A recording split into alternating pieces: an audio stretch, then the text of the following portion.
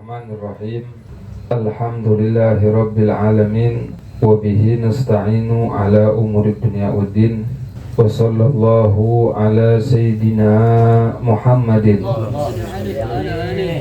ala alihi wa sahbihi ajma'in. Subhanaka la ilma lana illa ma 'allamtana innaka antal alimul hakim. Rabbi shrah li sadri wa yassir li amri wahlul 'uqdatam min lisani yafqahu qawli wasaddid lisani bijahin nabi wa ali. Qala al-musannif rahimahullahu ta'ala wa nafa'ana bihi wa bi ulumihi fid dharain amin. Al-hadisu sabi'u, hadis yang ke-7 dari kitab Arba'in An-Nawawi. An Abi Ruqayyah, dari Abu Ruqayyah Tamim bin Ausin Ad-Dari, namanya sahabat Tamim bin Aus Ad-Dari radhiyallahu ta'ala anhu, semoga Allah subhanahu wa ta'ala meridhoinya. Amin. Jadi yang meriwayatkan hadis ini sahabat Tamim bin Aus Ad-Dari, sahabat yang terkenal, dan juga terkenal juga sahabat Tamim bin Aus ini yang meriwayatkan hadis tentang Dajjal, yang beliau pernah ketemu Dajjal kan. Itu riwayatnya dari sahabat Tamim bin Aus Ad-Dari. Tapi kita bukan membahas tentang Dajjal. Di sini menjelaskan tentang anna Nabi sallallahu alaihi wasallam qala, bahwasanya Rasulullah sallallahu alaihi wasallam bersabda. Kata sahabat Tamim, Rasulullah sallallahu alaihi wasallam bersabda yang bunyinya ad-dinu an-nasihatu. Kata Nabi, agama ialah nasihat menasihati. Cuman arti nasihat di sini sangat luas artinya, bukan sekedar menasihati orang, bukan sekedar kita menasihati orang dan menginginkan kebaikan kepada dirinya. Tapi arti nasihat di sini luas, melebihi arti nasihat yang kita biasa pahamin sehari-hari. Kata Nabi, ad-dinu an-nasihah. Karena nasihat sendiri itu kalau dari bahasa Arabnya artinya nasihat itu ialah membersihkan atau mensucikan atau memfilter atau menyaring, artinya nasoha. Agama ialah nasihat menasihati. Kulna, kata sahabat, kami berkata, ini orang-orang yang mendengar, yang dekat kepada Nabi Muhammad, liman hiya ya Rasulullah, di mana tempat-tempat untuk saling nasihat menasihati? Qala lillah, yang pertama ialah nasihat kepada Allah. Cuman bukan kita nasihatin Allah, bukan. Arti nasihat lillah, nasihat kepada Allah ialah kita mensucikan Allah, kita membersihkan Allah dari hal-hal yang tidak layak bagi Allah. Itu artinya nasihat lillah. Jadi kita mempersembahkan yang terbaik untuk Allah. Itu artinya nasihat lillah. Beriman kepada Allah, terus tidak mempersekutukannya. Kan kalau kita tidak mempersekutukan Allah, berarti kita sudah mensucikan Allah.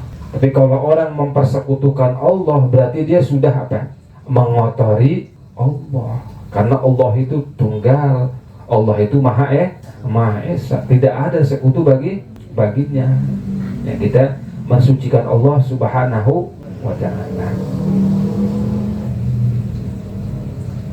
menjalankan taat, menjauhkan larangannya, kemudian mencintai orang yang taat kepada Allah dan memusuhi orang yang bermaksiat kepada Allah. Itu arti nasihat kepada Allah. Jadi arti nasihat kepada Allah itu apa? Kita mensucikan Allah subhanahu wa ta'ala dari hal-hal yang tidak layak. Mengatakan Allah punya anak, enggak mungkin. Jauhkan tuh. Kita kan mensucikan Allah. Mengatakan Allah itu mempunyai sekutu, mengatakan Allah itu tidak mampu, mengatakan Allah itu hal-hal yang tidak layak bagi Allah, mengatakan Allah itu duduk di atas langit. Maksudnya Allah di atas mah burung perkutut. Allah di mana? Allah di atas. Ya kalau dia di atas niatnya untuk mensucikan Allah tanpa menentukan arah masih bisa. Tanpa menentukan arah. tapi untuk memuliakan. Karena nggak mungkin juga kan, Allah di mana? Allah di bawah. Nah itu kan tambah parah lagi. Tapi kalau dia mengatakan Allah di atas dengan mengarah, arti Allah itu ada arahnya, butuh dengan ruang, butuh dengan tempat. Nah ini yang dilarang oleh agama. Ini yang dilarang oleh akidah Ahlus Sunnah wal Jamaah. Karena Allah itu tidak bertempat. Jadi Allah itu tidak butuh dengan yang namanya ruang gitu. Jadi kalau Allah di atas, ya Allah tidak bersemayam dan juga tidak butuh yang namanya duduk. Karena orang-orang kan ngatain Allah duduk di singgasana. Biasanya kalau orang yang duduk itu orang yang bagus apa orang yang lemes? Hah? Orang kalau udah jongkok duduk apa berdiri? Hah? Duduk kan? Ya berarti Allah, kalau dia mengatakan Allah duduk singgasana, berarti menunjukkan apa? Ada unsur menghinakan Allah. Makanya nggak boleh kita mengatakan Allah itu duduk di singgasana seperti apa? Seperti seseorang duduk di bangku pelaminan. Nah, nggak bisa. Terus Allah ngapain? Ya udah, kita nggak bisa. Kita cukup beriman kepada Allah dan kita tidak meyakini Allah itu sama dengan makhluknya. Itu arti nasihat lillah. Kita mensucikan Allah Subhanahu wa taala, jauhkan dari pemahaman-pemahaman yang liar, pemahaman-pemahaman yang keruh, yang nggak bagus bagi kita. Kita meyakini Allah Maha Mampu, Allah Maha Kuat, Allah yang memberi manfaat, dan juga Allah yang memberi bahaya. Nggak ada yang bisa kita sandarkan kecuali Allah. Karena manusia ini mempunyai batasan-batasan. Manusia ini mempunyai kelemahan-kelemahan. Manusia itu ada batasan-batasannya. Nggak ada satu batasan yang nggak bisa dilewati oleh manusia. Itu manusia tuh. Makanya kita ini harus bersandar yang paling pertama kepada siapa? Allah Subhanahu wa ta'ala. Bersandar sama Allah. Allah Maha Kuat, Al-Qawi. Allah itu Maha Kuat. Kalau kita bersandar dengan yang Maha Kuat, maka kita bakalan disuplai energi, disuplai kekuatan.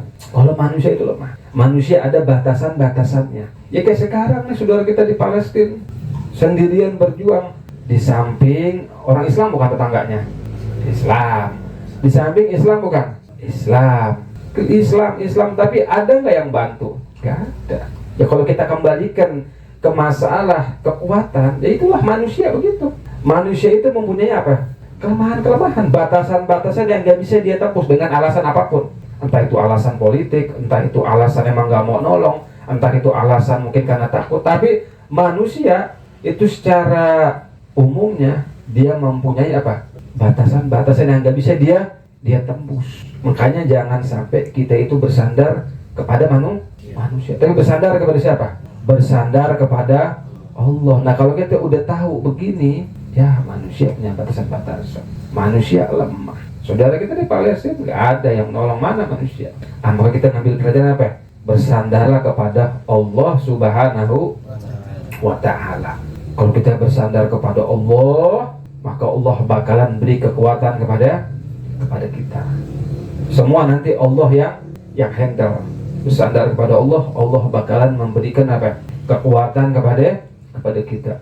Itu aulia Allah zaman dulu, mereka berdakwah, nggak ada medsos, nggak ada Facebook, nggak ada Instagram, nggak ada live langsung. Wih, apa namanya? Tok tuh, nggak ada. Imam Suyuti, Imam Nawawi, nggak punya medsos. Tapi kitabnya sampai sekarang ada tuh. Kita baca nih malam ini Arba'in An-Nawawi, kitab Imam Nawawi, kitab yang berkah. Nggak punya medsos, nggak punya apa lagi? Instagram, nggak punya Facebook, nggak punya. Tapi kenapa kok bisa nyampe ke sini? Siapa yang memberi kekuatan?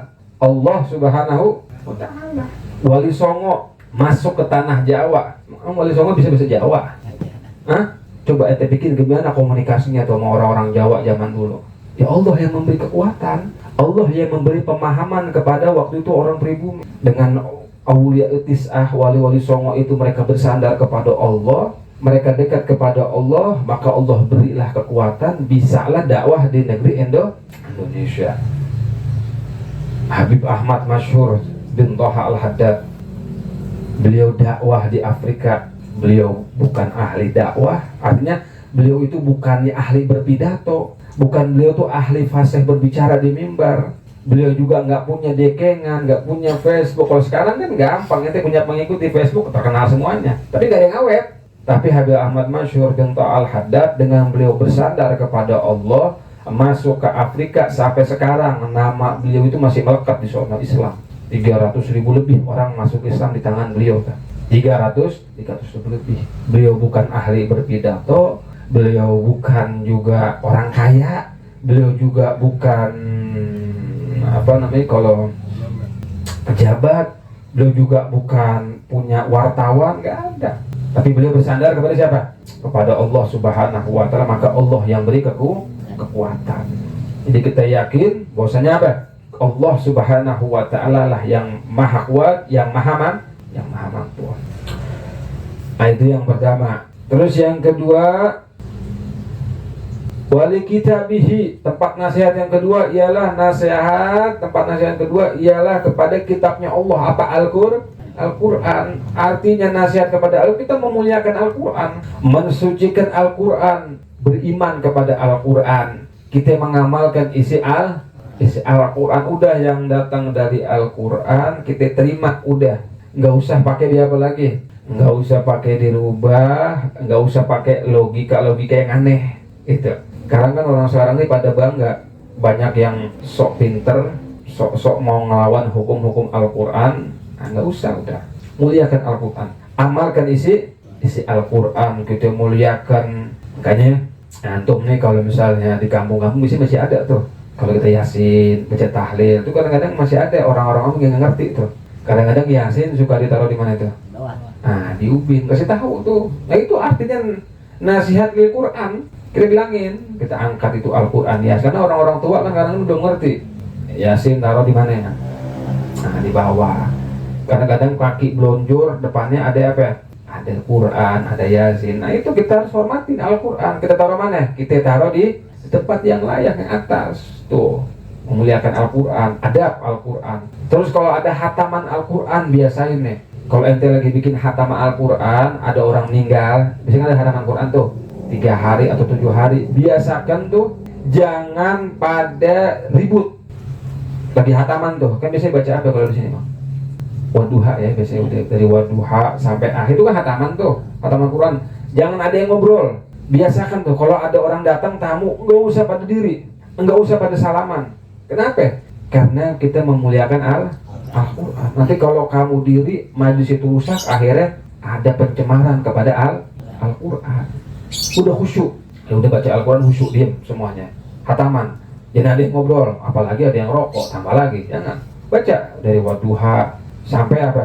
Sampai Anas, nanti lanjutin biasanya itu sampai surat Al-Baqarah ya. Intinya pokoknya harus menghormati Al-Quran, adab dengan Al-Quran. Terus lagi adabnya Al-Quran juga, nah, kalau kita terima Al-Quran, ada orang ngasih kita Al-Quran, misalnya kita suruh baca, ngasihnya kan diri. Nah, kita adabnya, terima jangan duduk, diri juga. Ya, antum ada orang datang bawa apa ya? Misalnya kita ngasih Quran sejus-sejus biasanya kan, kita kan posisi duduk. Itu adabnya yang diajarkan oleh ulama. Ketika kita mengambil Al-Quran, kita harus diri kita ambil, baru kita duduk. Jangan kitanya duduk, dianya di. Nah, itu kurang adab namanya. Kurang adab sama Al-Quran. Itu adab sama kayak gitu. Makanya orang yang menghormati Al-Quran, jangankan orang menghormati Al-Quran, orang yang menghormati lafzul jalalah. Tahu lafzul jalalah? Lafaz Allah. Ini besar. Jangan Al-Quran deh, kalau Al-Quran kebesaran. Lafzul jalalah tuh, lafaz Allah Subhanahu wa Ta'ala. Itu pernah ada satu orang bisa Allah ubah keadaannya menjadi auliaillah yang punya makom tinggi di sisi Allah, yang dulunya orang biasa, nggak dikenal sama orang. Tapi karena dia menghormati lafzul jalalah, dia ketika mau ke pasar, dia lihat ada tulisan lafaz ya Allah, dia ambil, dia bersihkan tuh lafzul jalalah, dia kasih minyak wangi, ya Allah, dia taruh di mana? Di tempat di atas tuh yang kira-kira nggak orang injak-injak. Setelah dia taruh, dia pulang, malam dia bermimpi ketemu Allah Subhanahu wa Ta'ala. Dia mendengar suara. Apa suara tersebut? Kata suara tersebut, Tayyabta ismi ala utayyibanna ismaka fid dunya wal akhirah. Engkau telah mensucikan menghormati saya punya nama, maka aku akan benar-benar mengharumkan namamu di dunia dan di akhirat. Maka jadilah Al-Imam Ma'ruf Al-Karhi. Itu Imam Ma'ruf Al-Karhi. Beliau menjadi aulia gara-gara apa?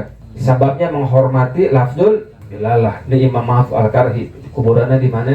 Di Irak tuh. Kalau kita ke Irak tuh di antara makbaroh kuburan yang sampai sekarang masih dihormati sama orang, bahkan debunya itu teriak.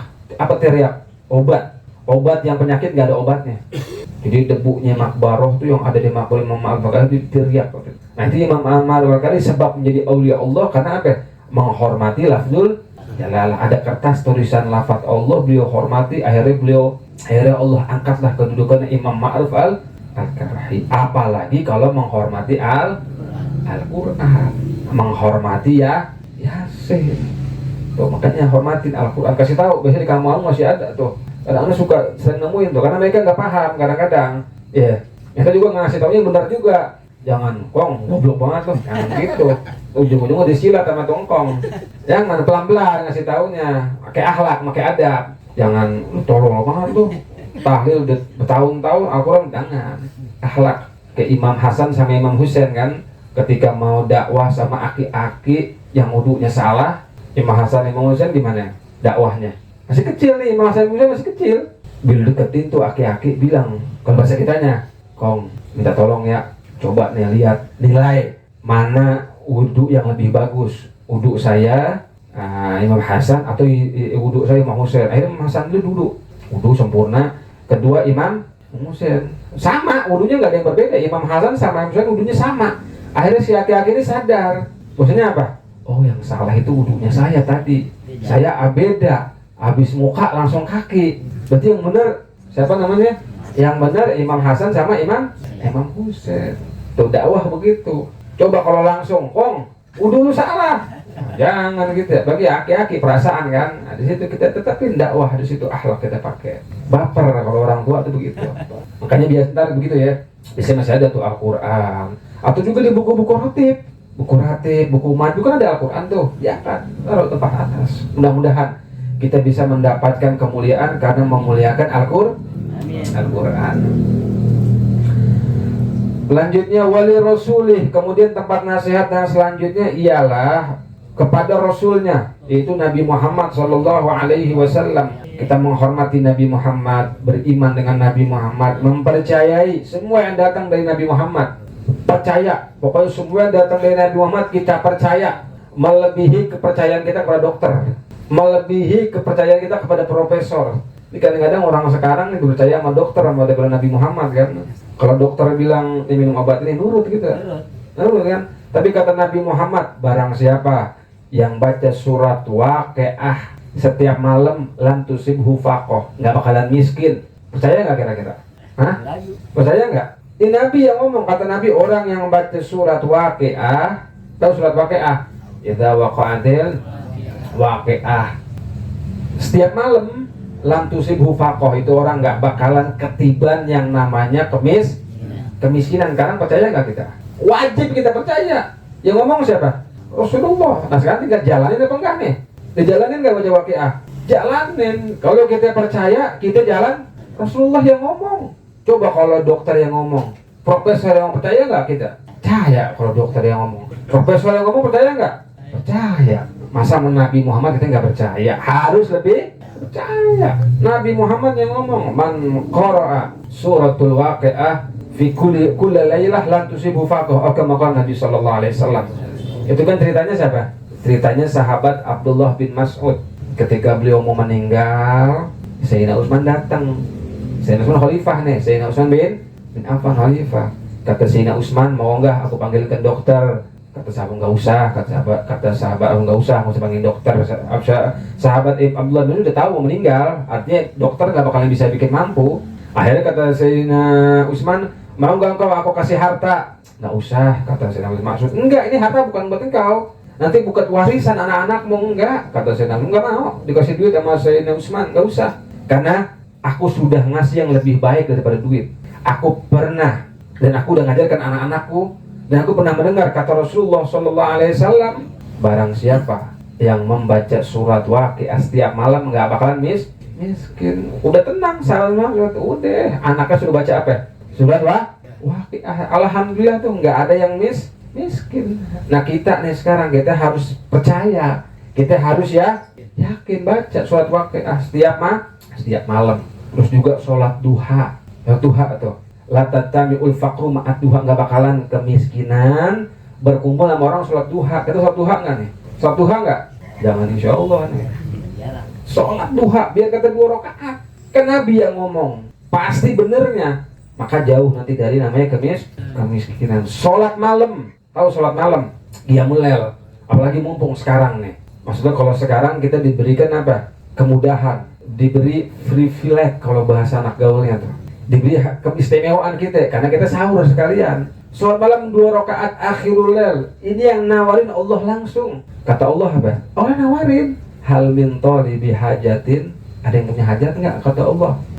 Fa'aqdiyalah, nanti aku bakal kabulkan. Allah nawarin, nanti punya hajat. Sholat malam, tahajud, di situ doa minta sama Allah. Hal min mustaghfirin. Apakah ada yang meminta ampun? Kata Allah, kita minta, ya Allah manusia, fa'aghfirullah. Aku bakalan apa? Ampunin. Hal min sa'ilin, kata Allah. Apakah ada orang yang meminta? Kita minta tuh di sepertiga malam terakhir. Apa kata Allah? Fa'u'tiya su'lah. Maka aku akan berikan permintaannya. Nah sekarang ada nggak nih yang lagi sahur, sholat tahajud? Lagi sahur, sholat tahajud, tapi ikut bini masak. Sholat 2 rakaat tahajud. Sholat 2 rakaat kita sempurnakan. Nah sholat witir 3. Minta sama Allah, ya Allah. Pertama minta doanya apa? Dosa dulu ampunin. Karena ayatnya kan wabil ashari hum yastaghfirun. Itu sahabat-sahabat Nabi itu tandanya orang muslim di waktu sahur sebelum subuh. Mereka apa? Minta ampun, minta dosa. Ya Allah ampunin dosa, ya Allah, dosa yang besar, yang kecil, yang sadar, nggak sadar ampun. Habis itu minta doa, habis itu minta apa? Ya itu kan akhirat. Habis itu minta dunia. Minta anak yang soleh, minta biar keturunan yang soleh dan soleha, biar menjadi ahli ilmu. Ya kita minta semuanya deh. Minta dunia, minta akhirat dulu, baru minta dunia. Dikabulkan nggak mau Allah? Dikabulkan nggak? Yakin nggak? Yakin. Orang hadis kursi Allah yang nawarin. Masa kita nggak yakin?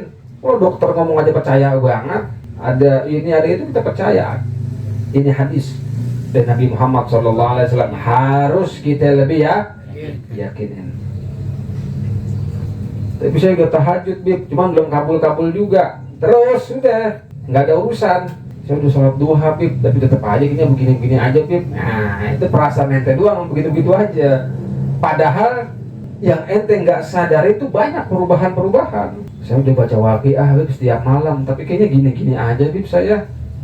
Tapi kelihatannya nggak ada kemajuan. Nah itu menurut kita, menurut akal kita nggak ada kemajuan. Kadang-kadang orang yang ngelihat kita yang tahu. Padahal kita itu ada apa? Ada kemajuan di situ. Entah itu istri, entah itu anak, entah itu kesehatan, entah dijauhkan dari bala, musibah, macam-macam deh. Yang penting kita jangan musiman. Terus baca surat Waqiah, istiqomah, sholat tahajud, sama sholat duha. Ini kan mumpung Ramadan. Kalau tahajud, kalau waktu lain ribet juga kan. Berat emang kan. Tapi kan mumpung Ramadan yang kita manfaatkan. Latihan, kita latihan sekarang. Sekalian sahur, bener. Selanjutnya wali a'immatil muslimin, artinya nasihat terhadap a'immatil muslimin, yaitu para pemimpin orang Islam atau para ulama, bisa juga artinya yaitu kita apa? Taatin perintah mereka. Taatin pemimpin kita taatin selama dia tidak menyuruh kita kepada hal-hal yang apa? Yang berbau maksiat. Kalau udah menyuruh berbau maksiat, wajib kita tinggalkan pemimpin. Ulama itu juga wajib kita taatin ulama. Ulama ngomong begini-gini selama kebaikan kita ikutin. Tapi kalau keburukan jangan kita ikutin. Dan juga nih jangan kita pernah jadi patokan ulama dalam urusan keburukan. Ya orang sekarang biasanya begitu nih. Ente ngapa melakukan hal-hal yang maksud ono Habib ono begitu juga. Ono Kiai ono ngelakuin itu, saya juga ikutin dia. Nggak bisa kayak gitu. Karena orang yang udah salah itu tidak bisa dijadikan panutan. Jangan pernah, karena ulama juga kan manusia. Kadang juga bisa salah, kadang juga bisa benar. Dan kalau kita ngelihat dia yang salah, jangan jangan ikutin, jangan dijadikan dalil, karena dalil kita ini Al-Quran dan Sun. Ono Kiai Ono boleh dia, ya saya mau ikutin Kiai Ono, ya jangan, gak bisa. Ono Habib Fulan, gak apa-apa dia begitu, saya mau ikutin Habib Fulan aja, jangan. Ya kita ikutin apa parameter kita, Quran dan hadis di situ. Jadi selama ulama, selama kiai, selama habaib tersebut menyuruh yang baik, kita ikutin. Nah yang buruk tinggalkan. Jangan kita jadikan dalil untuk itu, jangan. La ta'ata li makhlukin fi maksiatil khaliq, kata Nabi Muhammad SAW. Wali a'immatil muslimin wa amatihim ini al muslimin, yaitu orang muslim yang bukan pemimpin dan juga bukan seorang ulama. Bagaimana cara nasihatnya? Yaitu kita bimbing dia ke jalan yang benar. Kita beri petunjuk di jalan yang benar. Karena kita kan nggak tahu hidayah itu dari siapa? Dari Allah. Tugas kita cuma apa? Tugas kita cuma tabligh, cuma nyampaikan. Sekarang ini zaman apa? WhatsApp. Ente sebar, taklim nih ntar malam. Ada baik yang taklim. Dapat pahala nggak ente? Dapat. Ente sebar. Nih ada maulid, nih ada majlis, ada pengajian, ada ini. Siapa yang nyebar itu? Ente kan? Ente kan cuma nyampein doang, padahal ente gue nggak taklim itu. Yang penting nyampein kebaikan. Kita sampaikan kebaikan, atau ente mungkin dapat broadcast Al-Quran, faedah ilmu, yang penting benar sumbernya, ya kan? Jangan yang ngaco-ngaco, jangan broadcast tentang kiamat ente sebar. Ini udah aneh nih. Hati-hati, Imam Masjid Nabawi udah mendengar apa? Masjid Nabawi udah mendengar apa? Bahwasannya kalau besok ente enggak mukul beduk, jangan jadi sebar. Ya kayak gitu yang aneh-aneh jangan. Tapi yang kira-kira manfaat, yang kira-kira ada sumbernya, boleh kita broadcast, kasih teman-teman kita. Mungkin aja dengan sebab itu pesan berantai, orang sadar, hidayah gara-gara siapa? Ya gara-gara kita. Dapat nggak pahalanya? Dapat. Allah Subhanahu wa Ta'ala itu nggak pernah menzolimi hambanya sedikit pun. Yang kebaikan Allah catat kebaikan, yang keburukan Allah catat sekecil apapun, sebesar apapun. Faman ya'mal misqala dzarratin, siapa yang beramal sekecil apa? Biji sawi. Ini paling kecil. Jadi ada orang beramal tuh apa ya, paling, ini ibarat yang paling kecil, contoh paling kecil. Kebaikan nanti dia bakal apa?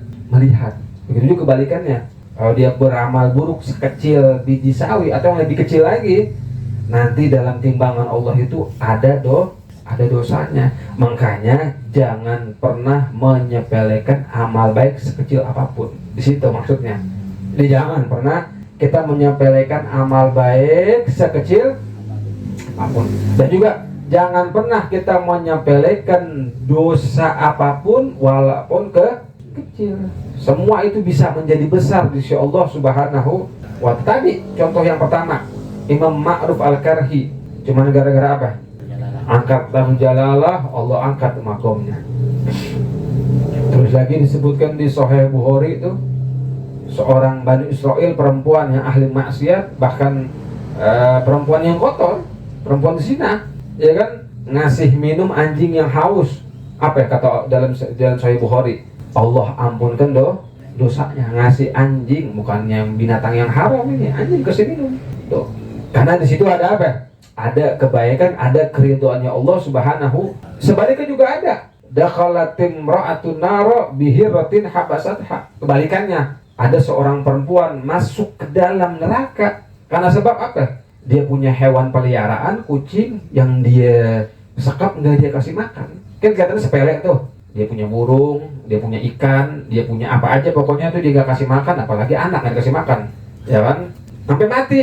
Akhirnya sebab itu apa ya? Allah masukkan dia kena makanya jangan pernah menyepelekan amal baik, jangan juga pernah menyepelekan perbuatan dosa. Wallahu a'lam bissawab. Subhanakallahumma wa bihamdika asyhadu an la ilaha illa anta astaghfiruka wa atubu ilaik. Sallallahu ala sayyidina Muhammad.